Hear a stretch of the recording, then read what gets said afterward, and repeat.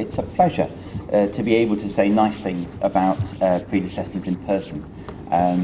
I've spent quite a bit of time over the last few months when I've had public occasions to say that although there's been a change to some degree in the government, though it's a strange change from a Conservative-dominated coalition to a straight Conservative government, but the coalition work on social care, and particularly in my portfolio with Liberal Democrat colleagues involved in government, was highly significant.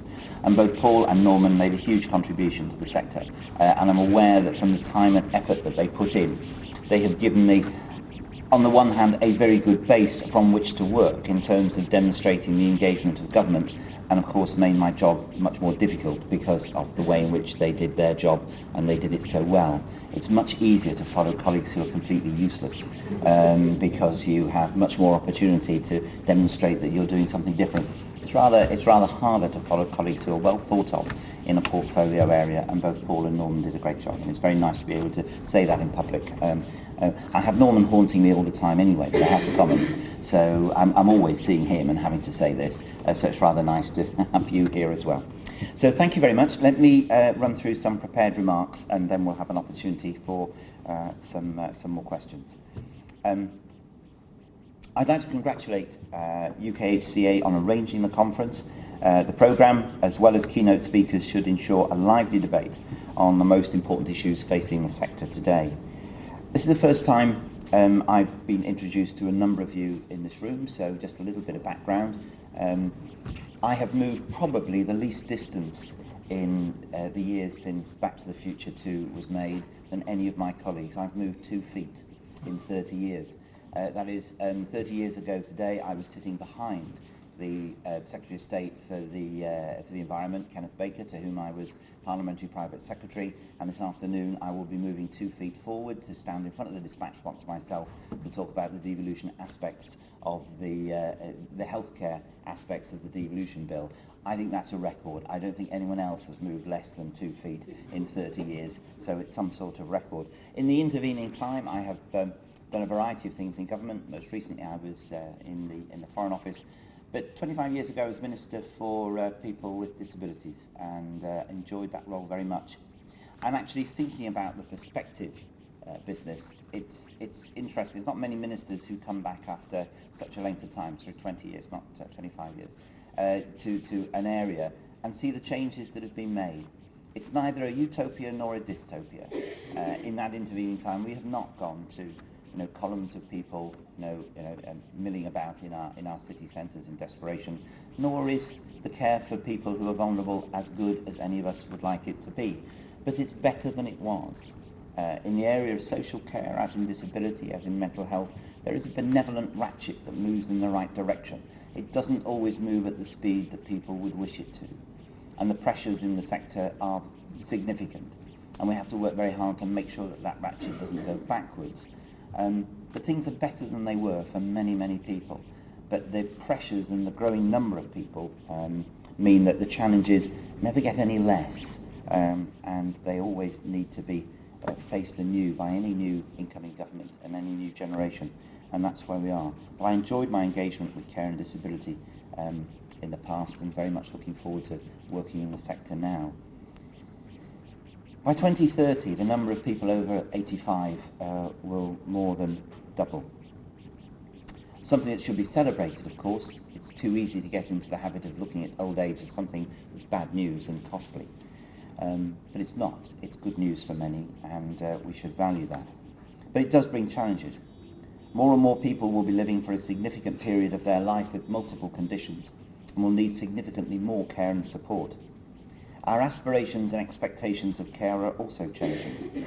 People are no longer content with the old formula, that getting old and sick means being moved to hospital or a care home without having your voice heard.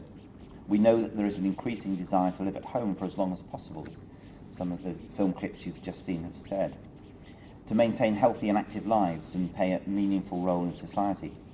Indeed, a YouGov poll for the Alzheimer's Society from last year found that 85% of people would want to stay at home for as long as possible if diagnosed with dementia, rather than go into a care or nursing home. It should go without saying that meeting those challenges would be impossible without a thriving home care sector. Since taking up office, I've been impressed by the dedication of the thousands of providers and many thousand more workers who directly provide hands-on care and support to some of the most vulnerable people in our society. They have my most sincere thanks. Stories in the press and media tend to concentrate on those cases where the care system has let people down, but I know this is not the norm. Dedication, enthusiasm and hard work provide a much truer picture. I want to celebrate this and raise everyone's awareness of this reality, as well as ensure that the workforce is properly supported and valued. I therefore want to welcome the publication today of the UK Homecare Association report, Dementia and Home Care, Driving Quality and Innovation. It's an important resource for those involved in providing and commissioning home care. This supports the 2020 Prime Minister's Dementia Challenge commitment to see increased numbers of people with dementia able to live in their own homes. And I do congratulate all those who've been involved in the work and look forward to reading it in detail. But the system has often got in the way of people achieving the outcomes they want and receiving the care they need. All too often, people have been left to care for themselves until they reach crisis point. The health and care system can be confusing and fragmented. Sometimes people have not been involved enough in making important decisions about their care. But the picture is beginning to change. The Care Act introduced landmark reforms to the way social care is delivered. It puts in place the legal framework for a new person-centred system that promotes well-being by supporting people to maintain their independence for as long as possible. The development of the Act was truly collaborative and characterised by real engagement with the care sector, including care providers. UKHCA have played a prominent and helpful role in this. This way of working has meant that the door has been open to providers to influence and inform future ways of working. But collaboration has not stopped there. Support for implementing the Act locally has been successfully coordinated across the Department of Health, Local Government Association, Association of Directors of Adult Social Services and the Care Provider Alliance in a joint programme team. This is an excellent example of genuine partnership working at its best. Together, this partnership has led to an investment of over £30 million to support local government. Providers and other partners ensure that they have the right capacity and skills. It supported both the development of plans and putting them into action. Working in partnership has been critical to success. The local authority stocktake, which has provided an invaluable barometer in which to gauge local readiness to implement the Care Act, will continue, along with regional events to take soundings from providers likewise. This will ensure that further support and guidance is targeted when and where it's needed. Delivering the changes needed will only be successful if done through genuine partnership, working between councils and providers. Constructive dialogue at a local level is key. To that end, we've been working with partners, including the ADAS regions, to support strong cooperation and collaboration across the country and in the regions.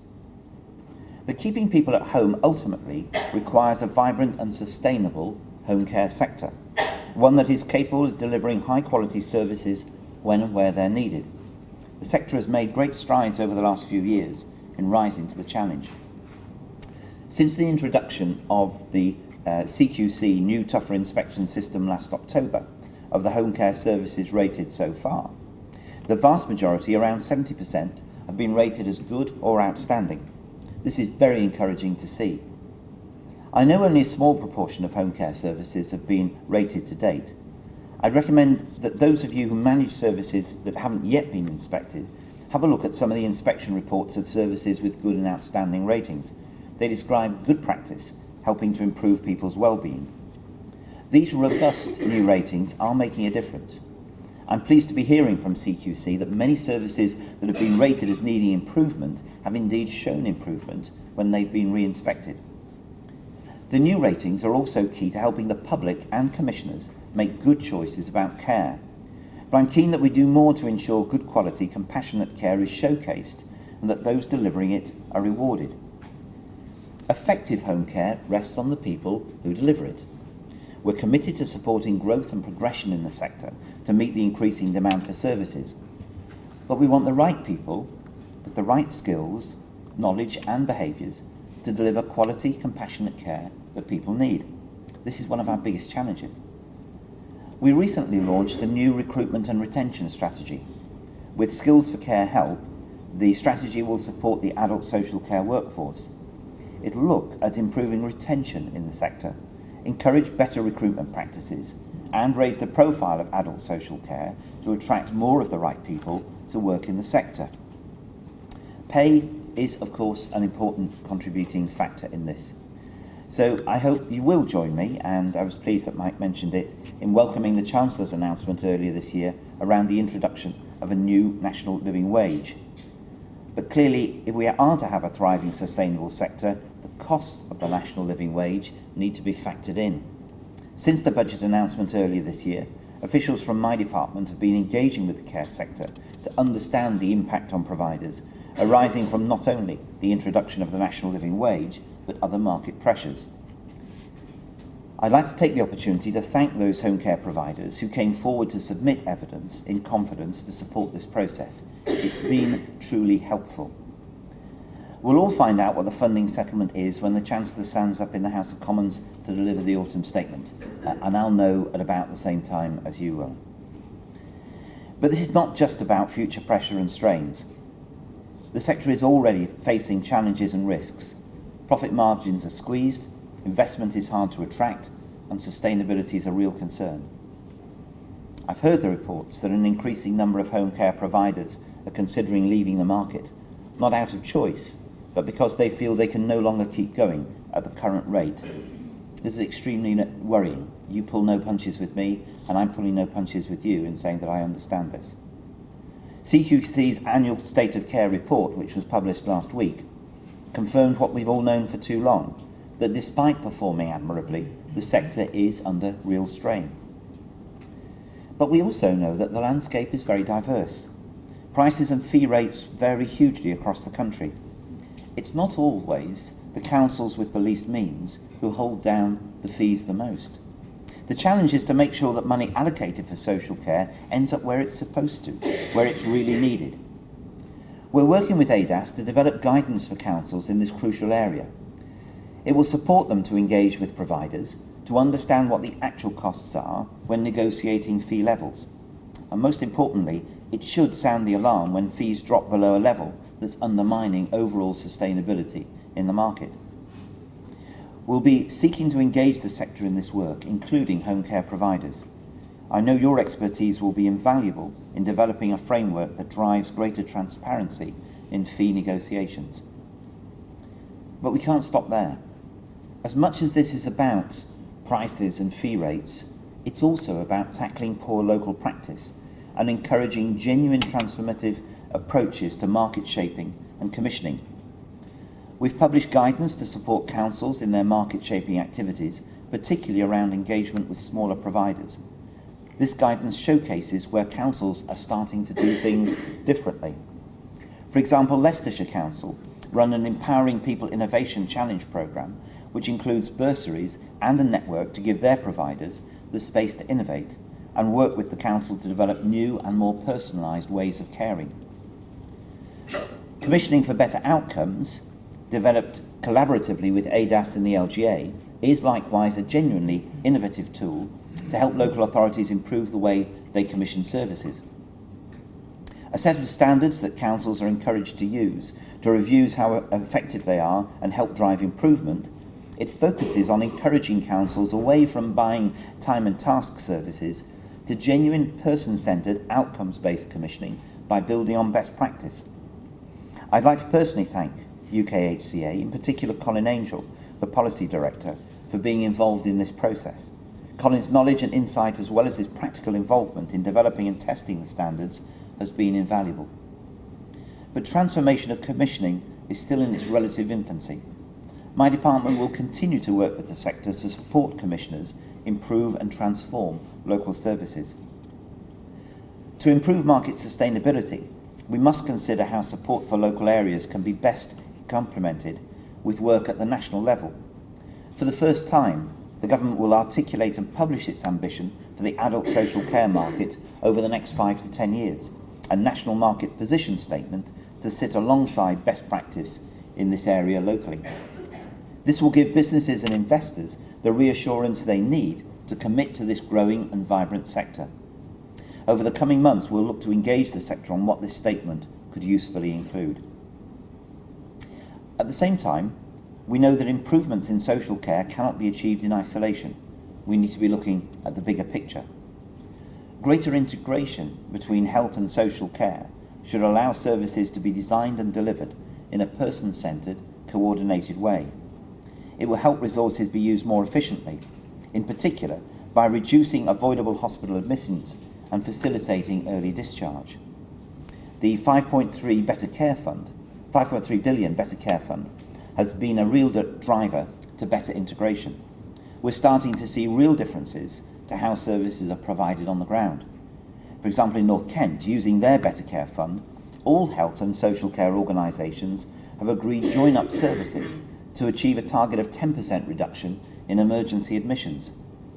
So building on this initial success, and they're not alone in that, I was pleased to confirm our decision to continue the Better Care Fund for 2016-2017.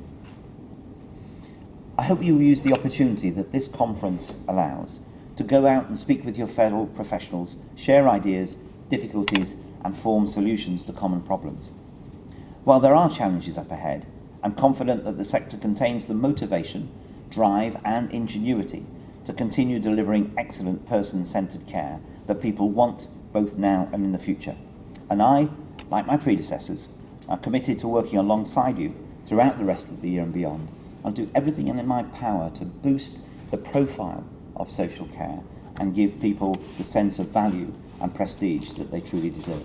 Thank you very much.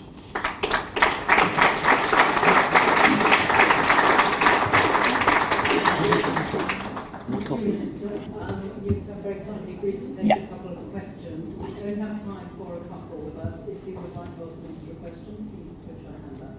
We have a roving mic. There's a question here from Naina and one here from Trevor.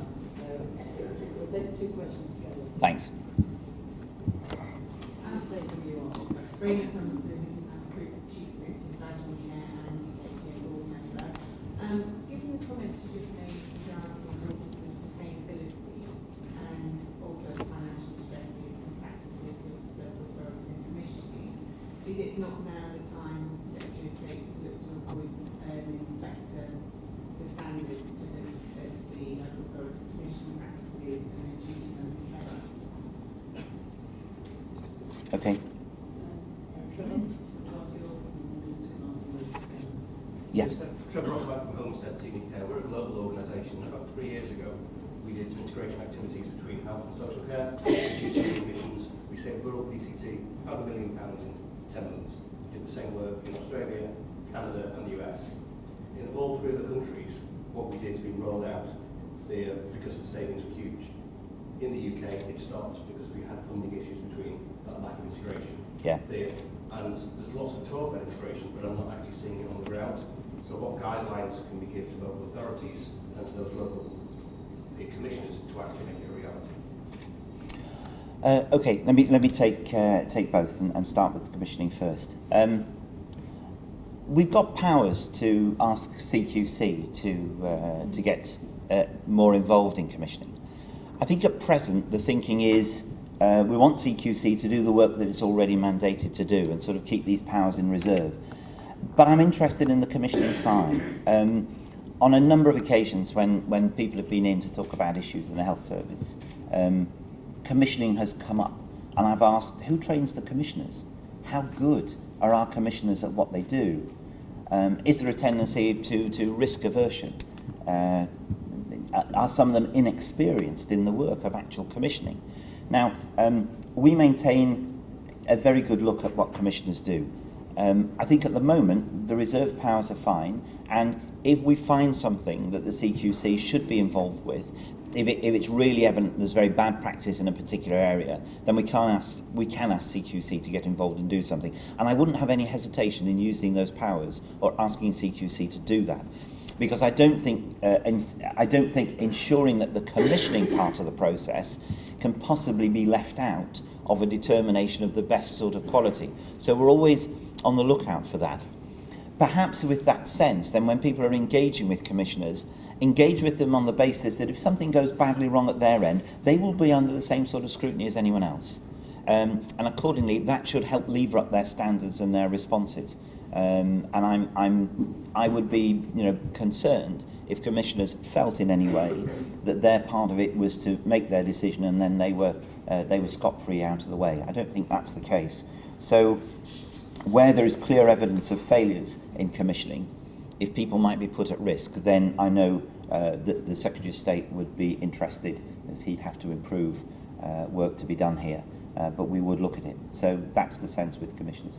In terms of integration, I suspect 30 years ago, if we'd asked Marty what would happen in the future, he would have said health and social care would be integrated because it's a holy grail and has been for ages. And 30 years on, it's one of those things that, like the hoverboard, we haven't quite perfected yet.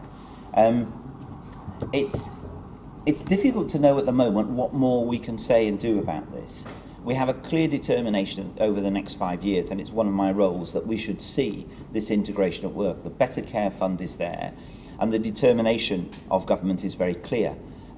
If you have two different budgets, you're going to get perverse incentives and money is going to be bounced around from one budget to another. I'm quite clear about this. Ultimately, there should only be one budget, because it's only then that you can make the decisions based on the individual's care and not worry about lines of accountability and communication and protecting your budget compared with someone else's. There is no bar to this happening now. There's no reason why it shouldn't be happening. And I think our determination will be to look ever more rigorously at places where this isn't happening. Now, we're working on a new monitoring scorecard, which is going to be looking rather closer at these things. I can't say too much about it at the moment, but this is something that we're going to be measuring perhaps in a slightly different way for local areas. So they're going to find that if they're not delivering in terms of integration, it's going to be monitored, it's going to be noticed, it's going to be exposed, it's going to be transparent. And we're hoping that that will help provide a determination to do the job. Integration, like devolution, is no magic bullet in relation to finance. I'm very clear about this. I won't stand in front of you and say if there's integration, all your other financial worries will drop away. But it should make a contribution to this. But most importantly, it should improve the quality of care and remove some of the barriers that get in the way of decision making. So I'm quite sure you've already fed the sort of work that you've done into our department through our various colleagues and officials, and I would be very interested to see it. I'm also interested where locally you've got good examples of best practice. Let us know about it through the association. One of the things that surprised me most, I don't know if Paul had the same experience when he was in post, or Norman, it is the variability in practice around the country that doesn't depend on resource. It depends on leadership, it depends on management, it depends on determination actually to make things work. And you get two areas next door to each other where there are completely different experiences on the ground, and, because I'm not afraid of value judgments, one is palpably better than another. And there's no good reason why good practice shouldn't be followed in each area. It's never been easier to share information. We have the sort of technology that they were only dreaming about 30 years ago, to get information from one place to another. Most of us have sore backsides from sitting on trains going to conferences all over the country where we've shared best practices. We've moved on from flip charts, but we still go to the conferences. There's no reason not to share the best practice. And the determination, because of the pressures in the system in relation to finance and everything else, should make sure that people are alive to what best practice should be. So I do want you, when you find good examples, to let us know, and when you find bad examples, let us know. Let your MPs know. I tell you a secret, I'm rather fond of my colleagues. I might be unusual in life in liking members of Parliament. I had Paul's experience some years ago. My electorate chose a different path for their Member of Parliament at an election, and I was relieved of my duties on their behalf. And I went into the commercial sector, and I became a headhunter. I think I was probably the worst headhunter in the world. I didn't enjoy it anything like I enjoyed my work working with colleagues in Parliament on the collective things that we're engaged on behalf of the people we served. Some of us really feel that, and we really believe it. And I met 3 Labour MPs yesterday, different contacts, who had asked to see me because I'd gone out ferreting for them about things that could be done in their constituencies to make things better. And they care, your MPs care about what you're going through and the services you provide. So if it's good or bad, let them know, involve them. Don't just use them as a posting box, and don't just use them for target practice if they're government MPs. Let them know what's going on and what could be improved and what could be different, so that they can put some pressure on local services as well. So we're really interested and we're really engaged, and that's the way in which I want to work. I can't solve all the financial problems. We're waiting for the spending review.